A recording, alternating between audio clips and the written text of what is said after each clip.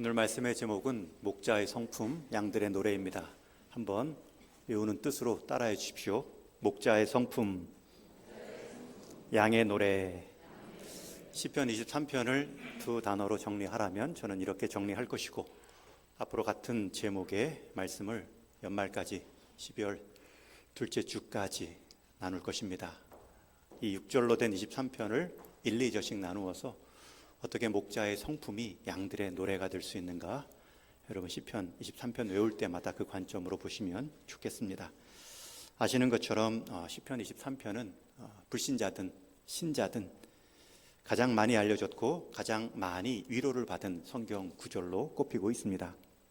인격적인 신을 부정하는, 그래서 관념적이고 이 선과 악이 있는 세상이라면 선을 복주고 악을 심판할 반드시 신이 필요하다, 그 정도의 목적론적 신관을 갖고 있는 칸트도, 그 많은 책을 읽었던 철학자 칸트도 시편에 대해서 이 23편의 말씀만큼은 이렇게 표현합니다. 내가 지금까지 읽었던 다른 모든 책들 중에서 이 한 편의 말씀만큼 나에게 큰 위로를 준 적은 없다. 기독교 학자인 F.B. 마이어는 이 시편 23편을 험한 등산길의 휴게소요, 한낮 더위를 피하게 하는 시원한 동굴이며 좋은 경치, 고요하고 신성한 묵상을 할 수 있도록 지어진 정자이다 말합니다. 신앙이 있던 없던 이들의 이 고백이 얼마나 우리에게 와 닿고 있는지요. 모든 사람들에게 있어서 이 시편에 나타난 목자 되신 하나님의 이미지, 우리 인생에 목자가 필요하다는 것을 알려주는 말씀입니다. 특별히 두 절의 본문 가운데 우리가 세 가지 진리를 나눌 것입니다. 첫 번째는 여호와는 누구인가? 두 번째는 그 여호와는 나와 어떤 관계인가?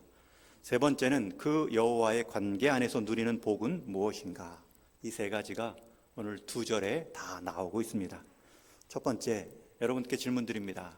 여호와는 누구이십니까? 제가 특별히 하나님은 누구이십니까? 라고 묻지 않고 있다는 데에 집중하십시오. 여호와는 누구이십니까? 성경 속에서 하나님은 사람에게 자신의 이름을 통해 계시한 적이 많습니다. 여러분, 여호와와 하나님이라는 호칭이 좀 헷갈리시죠? 영어를 보면 조금 더 명확해지는데, 하나님은 God, 신들이라는 표현이고, 또 여호와는 히브리어 야훼에 나온 고유한 언어입니다. 우리식으로 조금 쉽게 얘기하면 사람이라는 표현, 그리고 그 각 사람에 해당하는 사람의 이름이 있죠. 하나님이라는 표현 여호와, 하나님이라는 표현 God, 하나님이라는 뜻이 있다면 그 신으로 섬겨지는 각 종교 안에서의 신들로 불려지는 이름이 있는데, 유대인들은 그 신을 여호와라고 부릅니다. 그런데 그 하나님의 이름을 감히 입으로, 사람의 입으로 표현하는 것이 불경하다 하여 히브리어로 엘이라는 단어가 가십니다. 신입니다. 하나님 능력자라는 뜻으로 엘샤다이, 이런 표현을 하죠.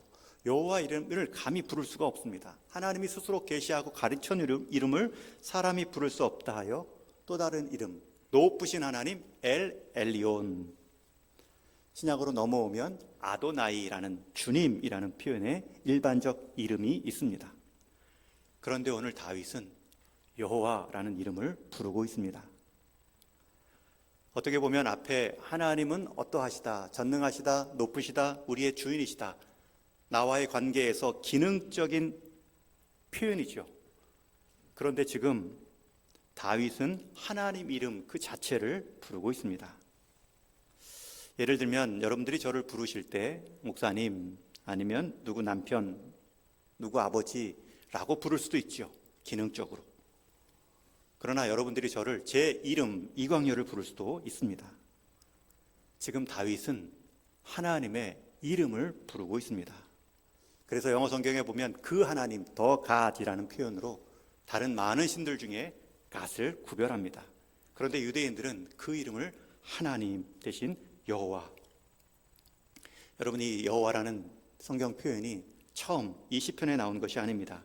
다윗이 태어나기 전 700년 전에 모세에게 먼저 들려주십니다. 특별히 그 배경이 되는 사건은 모세가 하나님께 부름받아 이스라엘 백성에서 지도자가 되어 출애굽시키라. 내 백성을 좀 가나안 땅으로 이끌어라. 모세는 여러 핑계를 대고 불순종합니다. 미적대다가 더 이상 물러설 수 없자 가서 하나님께 묻습니다. 하나님, 저를 보내신다고 하셨는데 제가 그 백성 앞에서 나는 너희가 믿는 하나님이 나를 보내셔서 너희를 이끌라 하셨다. 그러면 분명히 그들이 물을 것입니다. 그러면 너를 보낸 그 하나님의 이름은 뭐냐? 제가 그때 그 백성들에게 무엇이라 대답해야 됩니까? 그때 주신 하나님의 말씀이 여호와, 나는 스스로 있는 자니라. 너는 이스라엘 자손에게 이같이 스스로 있는 자가 나를 너희에게 보내셨다 하라. 여러분, 이 성경학자들의 여러 해석들 중에 여호와의 가장 가까운 뜻의 해석은 스스로 있는 자입니다. 스스로 존재하는 자. 여러분, 이 표현을 하실 수 있는 분은 하나님밖에 없습니다. 자존하신 하나님이라는 성품의 표현이죠. 여러분, 스스로 있다라는 그 표현이 얼마나 능력의 표현인지 모르죠. 과학에서는 모든 물체의 원인을 찾습니다. 그 역학 관계를 조사하고 연구합니다. 그런데 물체에는 그 앞에 물체에 에너지가 있고요. 그 물체가 움직일 때는 그 앞에 어떤 에너지가 있기 때문에 연쇄 작용으로 움직입니다. 여러분, 그래서 과학자들은 이 힘이 있게 한 그 앞에 힘은 뭔가, 또 그 힘이 있게 한 그 앞에 힘은 뭔가, 그러다가 계속 올라가면 마지막 부동에 자기는 움직이지 않고 무언가를 움직이게 하는 존재가 있을 텐데 그 존재에 대해서는 아직 답을 못 내리죠. 철학자들이 연구하는 것은 존재의 이유입니다. 내가 존재하기 전에 그 앞에 무언가가 존재했고 그것이 존재하기 위해 그 앞에 뭔가가 존재했는데 그 존재를 계속 타고 올라가면 자기 혼자 스스로 존재하는 자가 이 땅의 모든 존재의 이유를 주었을 텐데 철학자들은 그 연구를 하고 있습니다. 여러분, 그러나 그 과학과 철학의 대답이 오늘 하나님의 이름입니다. 나는 스스로 존재하는 자다. 하나님만이 부동, 움직이지 않으시며 모든 것들을 움직이게 만드시는 분이십니다. 여호와라고 부른 그 다윗의 마음이 이런 마음이죠. 모든 것들의 시작이고 모든 운동력들의 시작이며 모든 삶의 의미의 시작이신 그 하나님. 여러분, 그렇게 스스로 존재하는 분이기 때문에 누구의 도움 없이도 스스로 존재하시는 분이기 때문에 그분은 불변의 하나님, 영원한 하나님이라고 말할 수 있습니다. 스스로 존재할 수 없고 무언가의 도움을 필요로 하는 존재는 다 변합니다. 영원할 수가 없습니다. 그래서 스스로 있는 자다라는 표현은 자존성뿐만 아니라 불변성, 영원성도 표현하는 말씀입니다. 여러분이 믿는 하나님 여호와는 누구십니까? 여러분들이 알고 있는 하나님의 높이는 얼마나 됩니까? 여러분들이 믿고 있는 하나님의 유일성은 얼만큼 유일하십니까? 이제 두 번째 질문입니다. 두 번째 진리를 보여주는 이 다윗의 고백은 그 여호와가 나의 목자로 소개하고 있습니다. 그 자존하신 하나님이 나에게는 내 삶을 인도하는 목자시다.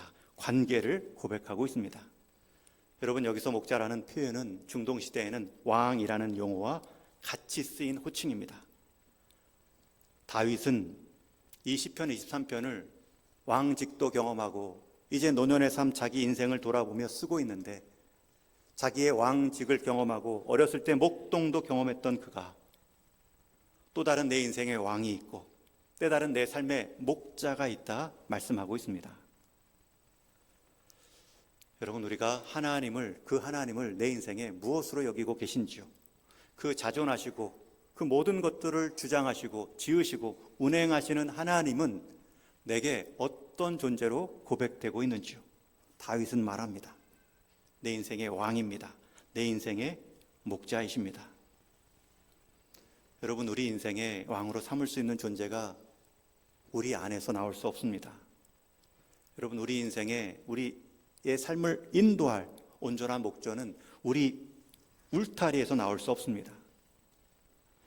오히려 다윗은 양을 키우면서도 이 양무리 안에 있는 왕은 양무리 안에 있는 힘센 양이 아니라 그 모든 양을 이끌고 가는 목자가 왕이다. 여러분, 사람 가운데에서 사람 왕은 나올 수 없습니다. 이스라엘에게 있어서 왕의 개념은 하나님의 통치 대행자입니다.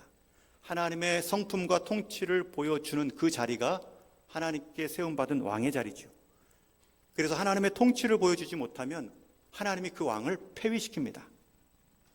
하나님의 입장에서는 자신의 뜻을 대신하며 대리할 사람으로 사람 왕을 세우기도 하지만 그 대리자도 결국은 하나님의 성품과 뜻을 보여주는 역할에 지나지 않기 때문에 영원한 참된 왕은 될 수 없습니다. 여러분, 하나님만이 자존하시고 하나님만이 우리 인생의 왕이십니다. 여러분 가정에서 왕은 누구이십니까? 여러분 일터에서 진정한 목자는 누구이십니까? 여러분 교회에서 왕은 목자는 누구입니까? 하나님 한 분뿐입니다. 이 간단한 진리가 수천 년 이어져 오며 점차 사람이 하나님 자리를 대신하며 이 세상은 하나님 말씀보다 사람 말이 더 크게 들리는 죄된 세상판이 되었습니다. 사람은 피조물이기 때문에 누군가를 기대어 살 수밖에 없습니다. 여러분들이 기대어 살아가고 있는 그 존재가 여러분들의 왕이죠. 목자이죠. 어떤 때는 내 인생에 하나님도 왕으로 필요하지만 이 영역에 있어서는 제 경험이 왕입니다. 하나님이 내 인생에 목자 되어줘 안전하게 이끌어 가시지만 이 영역에 있어서는 재정입니다. 돈입니다.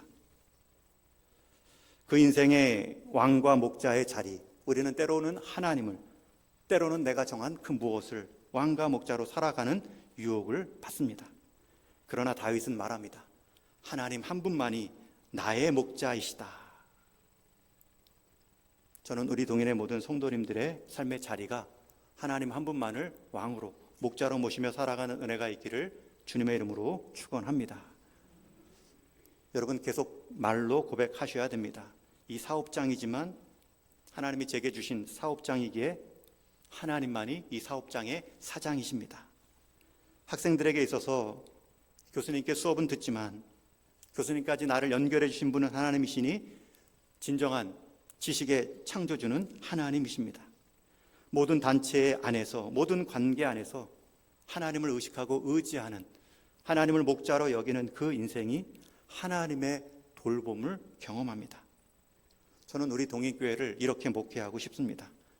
동인교회의 왕, 목자는 제가 아닙니다.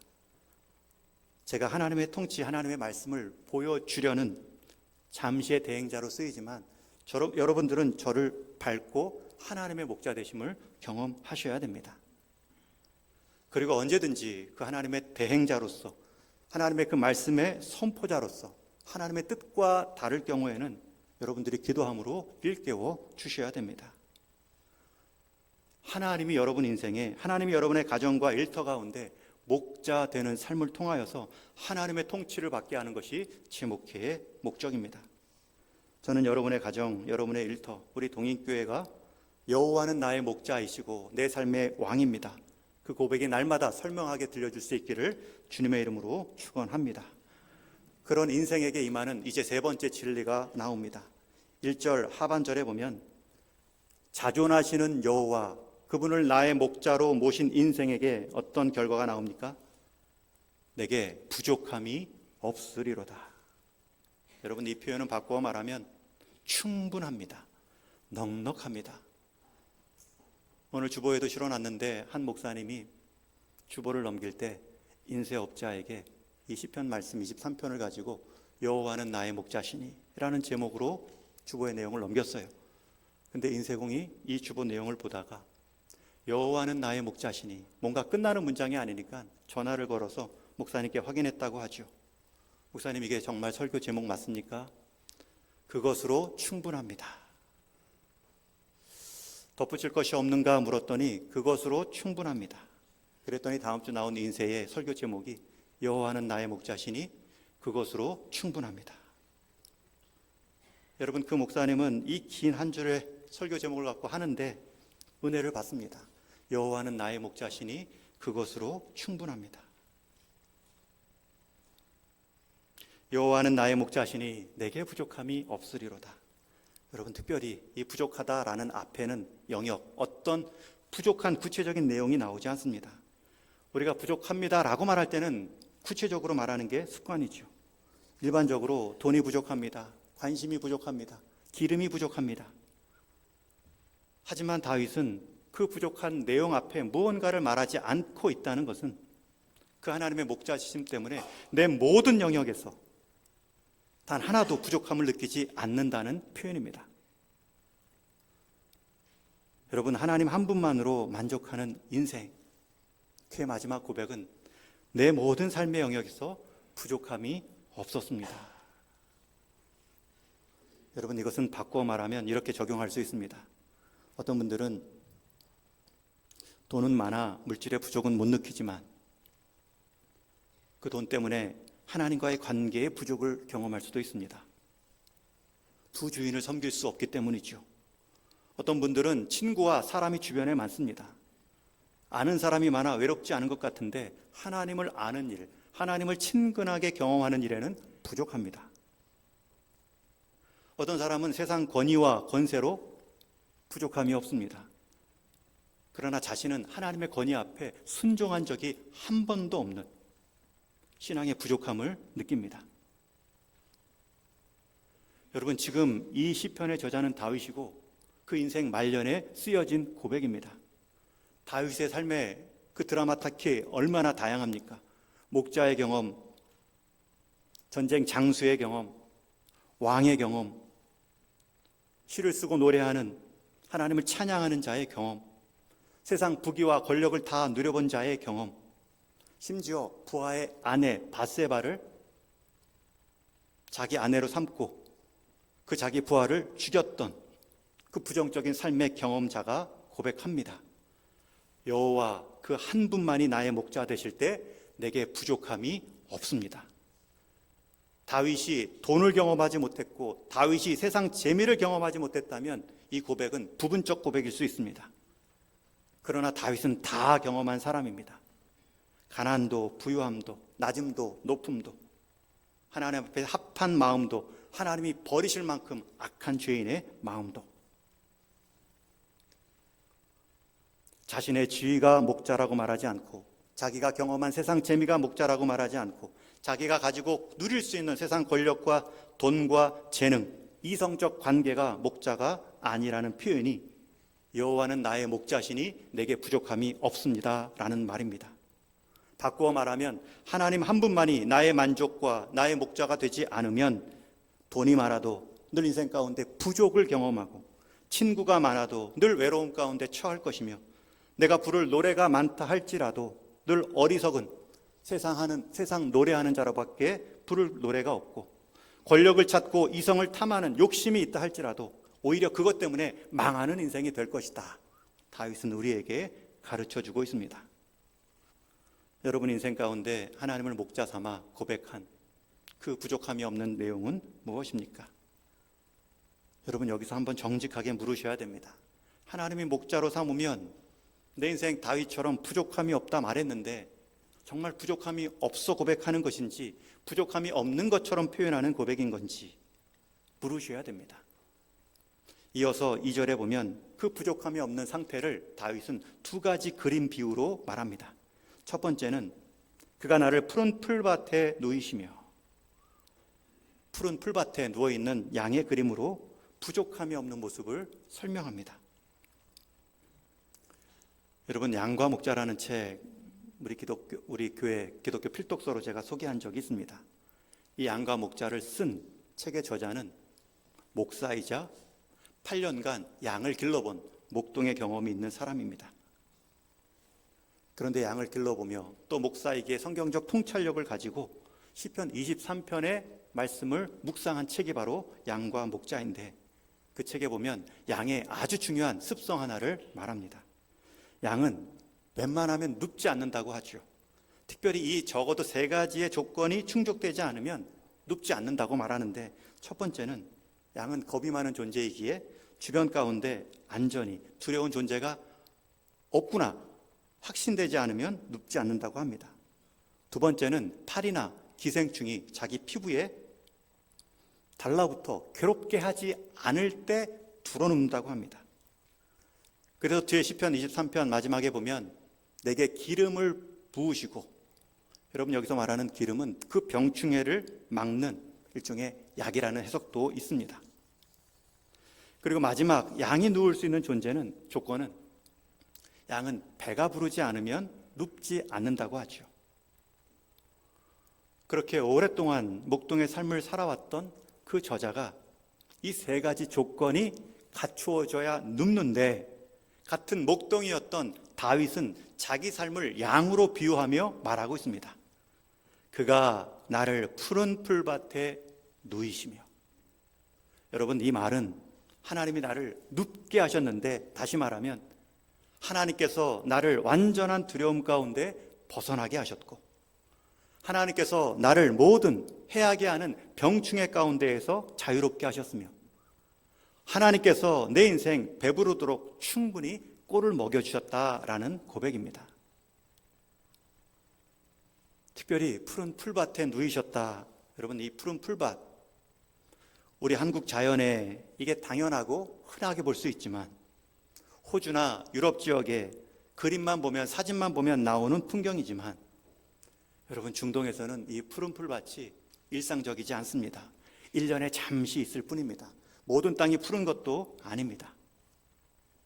푸른 풀밭, 이 네 글자를 통해서 우리는 생각해지는 장면이 한가로이 풀을 뜯는 양들의 모습이지만, 여러분, 이것은 중동 지역 이스라엘 땅에서는 그렇게 흔한 장면이 아닙니다. 그럼에도 그 땅에서 양들을 푸른 풀밭으로 이끌었다는 것은 스스로 목자가 푸른 풀밭을 개간한 수고가 있을 수도 있고요, 아니면 그 척박한 땅에 잠시의 푸른 목초지를 찾기 위해 부지런히 이것저것 누볐을 그 목자의 수고가 배어있는 표현입니다. 여러분, 우리는 쉽게 푸른 풀밭과 그 그림을 그리지만, 양들에게 있어서는 흡족한 단어일지 모르지만 목자에게 있어서는 수고와 고단함이 배어있는 자리입니다. 하나님께서는 우리에게 푸른 풀밭을 주시기 위해 그 고단함과 수고함을 넘어서 자기 아들을 주시기까지 희생하시는 사랑을 보이셨죠. 여기서 그치지 않습니다.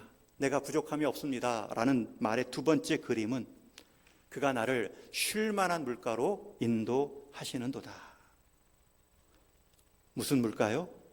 쉴 만한 물가. 여기서 쉴 만한 물가라는 히브리어 원어는 움직이지 않는 물, 잔잔한 물가라는 뜻입니다. 여러분, 그 양과 목자라는 책을 보면 양의 또 하나의 습관이 나오는데, 양은 아무리 물을 못 마셔서 목마른다 할지라도 세차게 흐르는 계곡물 앞에서는 물을 마실 수 없다고 합니다. 양은 본능적으로 물을 두려워하기 때문에 세차게 흐르는 물 앞에서는 목마를지언정 서성일지언정 다가가서 자기 입을 대지 않는다고 하죠. 오히려 양이 배고프면 먹고 목마르면 마시겠지, 이것도 무리야, 아무렇게나 아무데나 데리고 갔다면 오히려 양을 더 골탕 먹이는 모습일 것입니다. 그러나 다윗은 말합니다.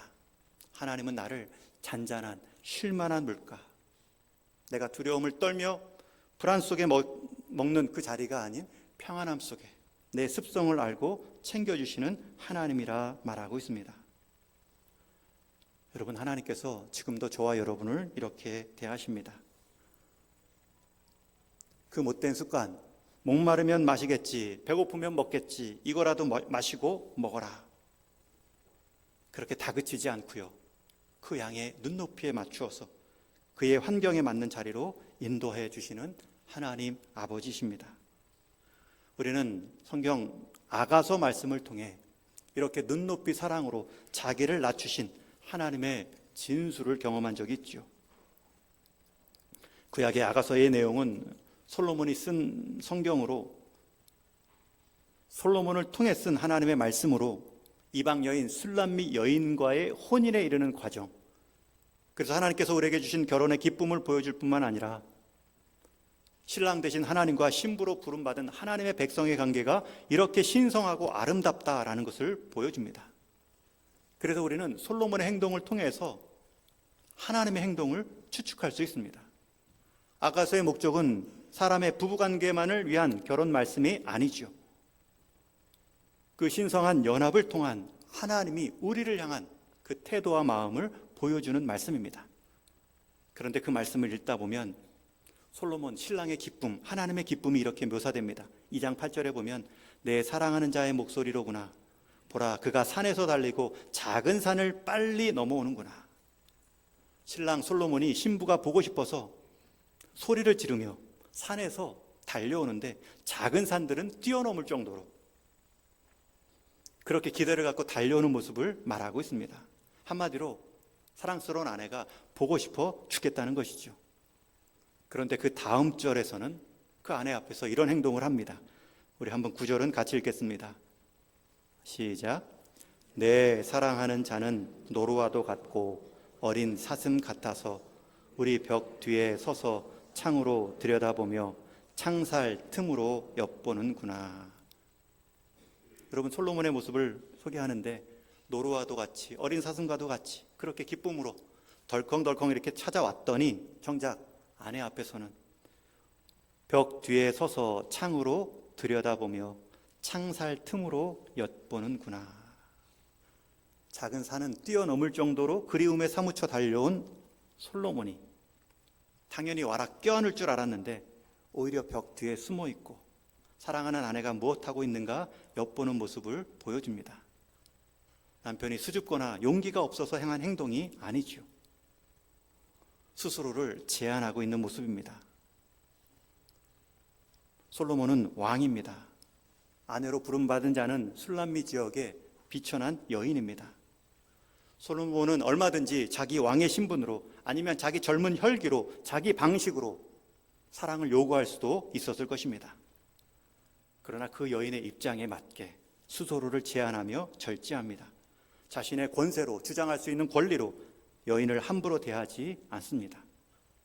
그 여인의 입장에 맞게 조용히 다가서고 그의 눈높이에 맞게 사랑을 전하려는 노력을 보입니다. 여러분, 이것이 하나님이 우리를 대하시는 사랑의 모습입니다. 하나님은 우리 형편을 잘 아십니다. 저와 여러분의 수준을 정확히 아십니다.